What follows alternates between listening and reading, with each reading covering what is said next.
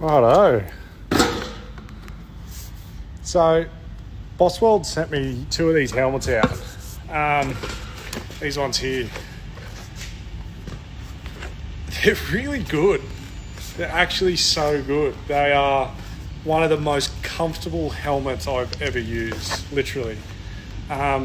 Mainly for Tig, I'm going to use these for their True View. So just looking through it is phenomenal. Honestly, I can't explain to you how good they are. The rubber back strap here is a little bit of a downfall, but it's also like pros and cons to it. Really comfortable. You can't just push it on over your head because it kind of just grips on the back of your head, but it doesn't come off. It doesn't slip during it. The archway here actually has clearance. I don't know if you can see over the ear, so you don't get this annoying rubbing when using it for a while. Doesn't pull your hair as it comes off.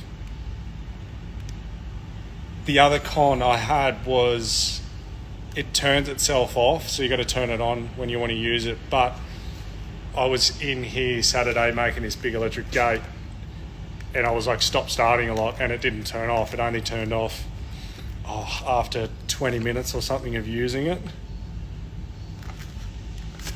Check them out. Honestly, check them out.